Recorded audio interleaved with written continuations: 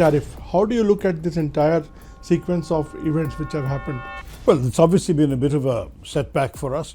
So the first surprise was when suddenly 25% tariffs were imposed on India. That second 25% is a political matter. We had a huge problem which we had not anticipated. What do you think, what went wrong?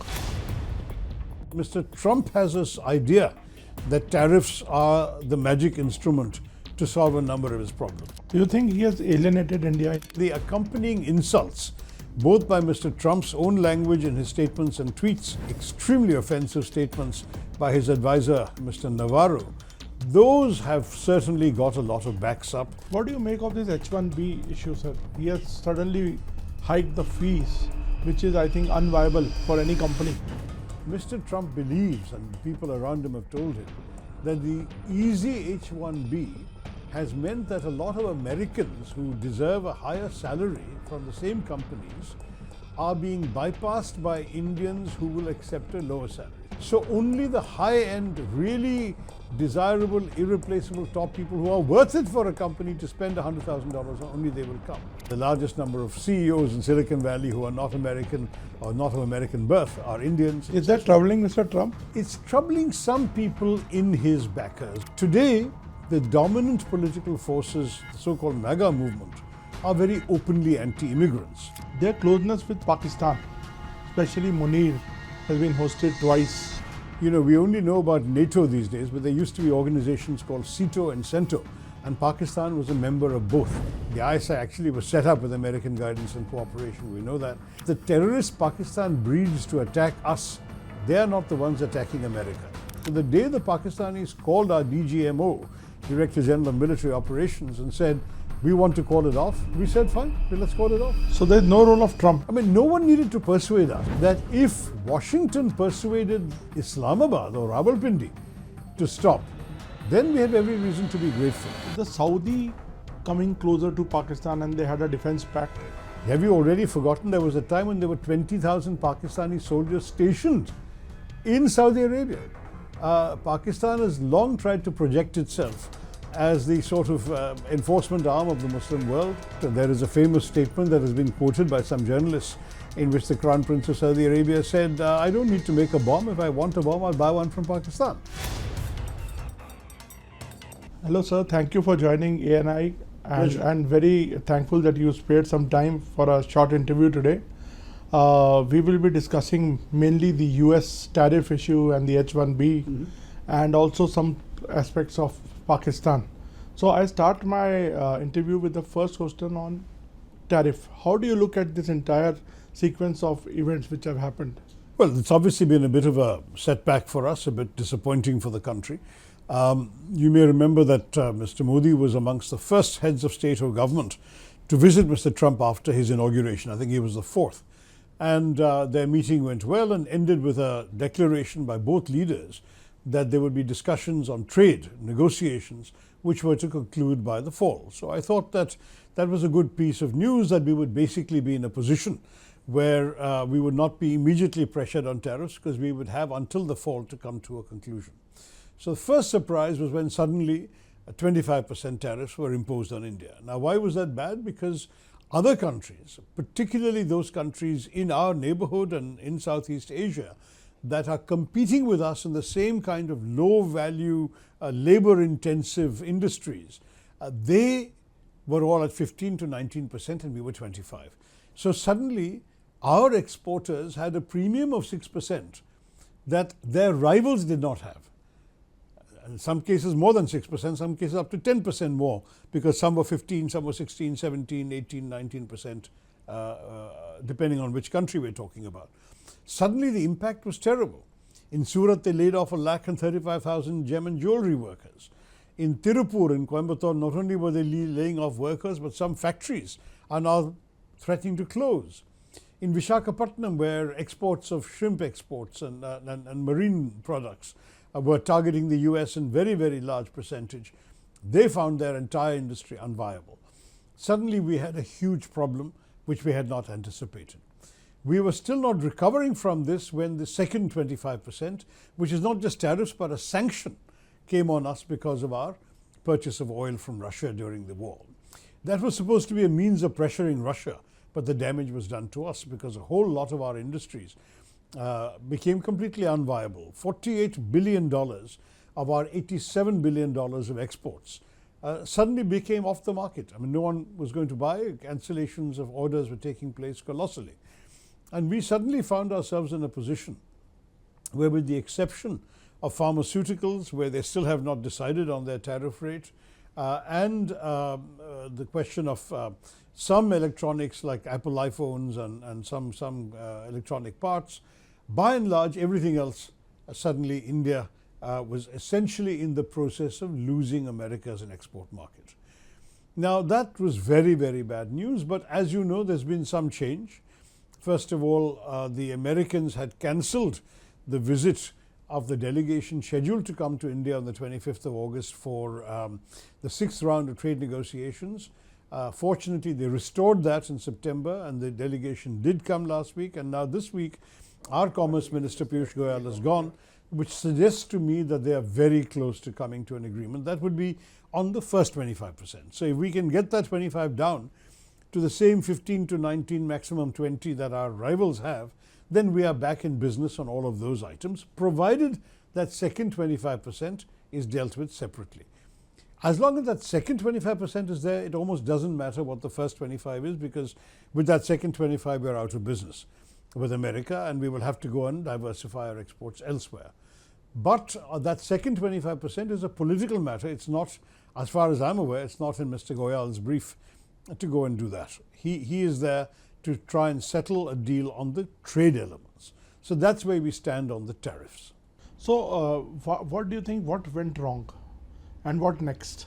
Because you are a keen observer and you have, well, we you have dealt with foreign shouldn't affairs. immediately assume something went wrong between us and America particularly.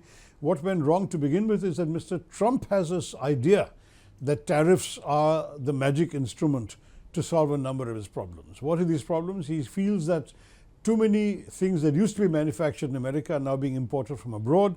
He wants to make that more expensive so that the American manufacturers will start doing things more in America and employ American workers who are his base, the MAGA constituency as it's called. Secondly, he believes that tariffs can be a useful source of revenue for his country. There is a massive deficit in America, colossal. I mean, it's the largest in the world by far. He hopes that by actually collecting, as he claims, billions of dollars every month in revenues by tariffs, that he will be able to bring down his deficit. And thirdly, there is also the feeling that some countries, in his view, have been getting a free ride at the expense of the American consumer, and that therefore this is a way of paying them back. That's why he calls them reciprocal tariffs, though many of them are not reciprocal at all, because the tariffs he's imposing, in many cases, including us, are higher than what we were imposing. Our average tariff on the US average was 17%. Theirs is a blanket 25%, which is simply not fair either. So all of these things, to my mind, suggest to me that his logic is nothing to do with India particularly, but is more to do with his domestic political constituency.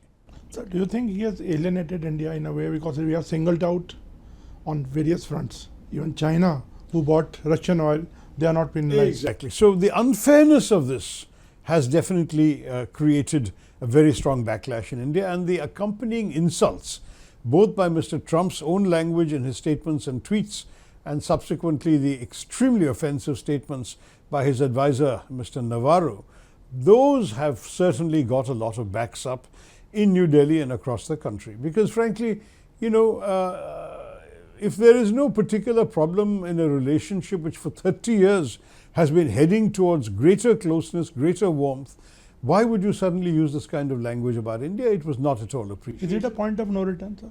No.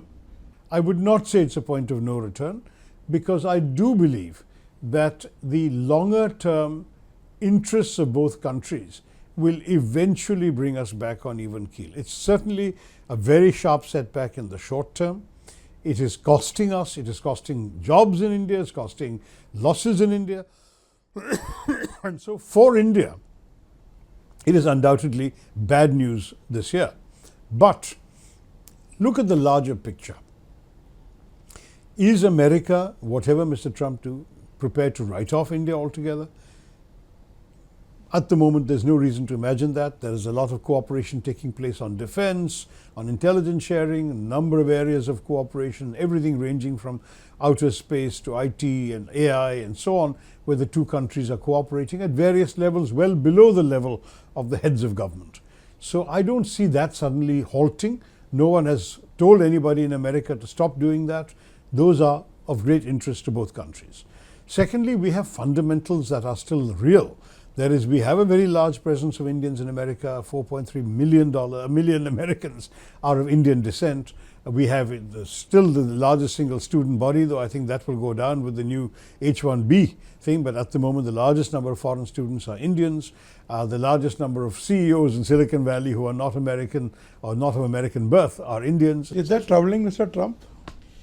It's troubling some people in his backers because, let's face it, the anti-immigration constituency has suddenly become much more vocal and much more acceptable than before. America used to be a very open, welcoming and inclusive society, irrespective of your color, your race, your religion, whatever. Today, the dominant political forces, the so-called MAGA movement, are very openly anti-immigrants. And particularly the visible immigrants, that is people of a different color who dress differently or look different, can immediately be spotted as not of the sort of white ethnic mainstream. They are being targeted much more in ways that were not considered politically correct in America in the old days, but today political correctness is not a priority. What do you make of this H-1B issue, sir? He has suddenly hiked the fees, which is, I think, unviable for any company to pay such big So money. in the old days, the fee was $2,000 to a maximum of $4,000. Now it's suddenly gone up to $100,000. But you have to understand a couple of things. Again, the motives are principally driven by domestic politics. Mr. Trump believes, and the people around him have told him, that the easy H-1B has meant that a lot of Americans who deserve a higher salary from the same companies are being bypassed by Indians who will accept a lower salary. So an Indian techie who comes and works for $60,000 a year is taking away, according to Mr. Trump's supporters, jobs from an American who would not work for less than, let's say, $85,000 or $90,000 a year, for argument's sake. I'm talking about a junior techie. The salaries go up at other levels. So what they're saying is, let us make the low-end jobs unviable by the $100,000 fee, so only the high-end, really desirable, irreplaceable top people who are worth it for a company to spend $100,000 on, only they will come. Now, I don't understand the logic of this, whether it's actually ever going to work. First of all, for many companies, the obvious solution will be to outsource the job. That is, what used to be done in America can now be done either by the same multinational companies' units in Europe, in Germany, in England, in Ireland, in France, or in many cases in their global capability centers in India. So that in fact the same Indian techies may now be working for the same money in India rather than working in America. So the visa will no longer be required. The challenge will be in the short term for the Indian companies that would take on a contract to do a job, whether it's for an American state government, a big American company, a hospital, whatever it may be, and fulfill that contract by sending their people from India on H-1B visas. That will now become unviable. So many of those contracts will either need to be revised or will no longer be feasible for Indian companies to bid, because we cannot pay $100,000 per person to go off and do a contract which is actually a low-end contract. Sir, the bigger, I think, trouble more is a strategic in nature. Their closeness with Pakistan, especially Munir, has been hosted twice. And we are seeing some kind of a cooperation between US, increased cooperation between US and Pakistan. So you have been to US after Operation Sindoor. So at this point of time, in the backdrop of what has happened in Pahalgam and all that, this is giving a very, very bad vibe or bad optics to India also. Right. So we have been shaken by this. We have allowed ourselves to forget that Pakistan is an old ally of the United States. You know, we only know about NATO these days, but there used to be organizations called SEATO and CENTO, and Pakistan was a member of both. And they were allies of the US at a time when we were non-aligned. So the US traditionally was closer militarily and strategically to Pakistan earlier. And then, as you know, a number of degrees of cooperation got intensified when the Soviet Union marched into Afghanistan, and Pakistan became the base for the American orchestration of the whole Mujahideen efforts to overthrow and push out the Soviets from Afghanistan. During that time, intelligence cooperation intensified. American intelligence agents and ISI agents. The ISI actually was set up with American guidance and cooperation, we know that. There's a whole lot of history there that we have allowed ourselves to forget because of the more recent years of warmth. So we've had 30 years of warmth between India and America, true, but the old history should not be forgotten. There are still very many Pakistani military officers who were trained in America, who have been to American defense colleges, who are friends, batchmates from American armed forces. You have a number of Pakistani intelligence operatives who have worked and been trained by the Americans and who are close to their counterparts. So we should never lose sight of the fact that these relationships have been long and deep. And though there was definitely a setback after 9/11, when the Americans were very angry with Pakistan, and there was another setback for the Pakistanis when Osama bin Laden was found on their soil living in an army safe house and near an army camp in a cantonment city. Despite all of that, Trump has forgotten that. Pakistanis have managed to persuade the Americans that they are still an indispensable ally in counter-terrorism. Again, you know, we must not forget that the terrorists Pakistan breeds to attack us, they are not the ones attacking America. The ones who are attacking America, ISIS, Khorasan, Daesh, people like that, those are groups which are also attacking the Pakistani establishment and the Pakistani army. And for them, therefore, to go after those people and tell the Americans, see what we're doing for you, is a very successful strategy. So, for example, when the Americans were withdrawing from Kabul, there was a bombing at Abbey Gates at Kabul airport where 23 Marines were killed. The Pakistanis made a big shusha about finding the Abbey Gate bomber and handing him over to the Americans. The Americans are very grateful to Pakistan and to General Munir for doing that. Now, I don't know whether the fellow they handed over was really the main culpable person. There are anti-terrorism experts who tell me that the person is merely a patsy, that he is neither number 1, number 2 or number 3 in the operation that killed those American Marines. But if the Americans are willing to believe that Pakistan is cooperating with them in anti-terrorism, then so be it. Now, all of this history I mentioned to say that there is a relationship between America and Pakistan that is independent of India. However, given the recent context for us, as you said rightly, Operation Sindoor and our very, very troubled and tense relationship with Pakistan, it looks very bad in India. And definitely there is no doubt that when Mr. Trump claims to have ended the war here, when he has not even called India, and as far as we are concerned, we never needed persuading, because from the day one of Operation Sindoor we said, we are only targeting the terrorists, there's no retaliation, we are over, we are done.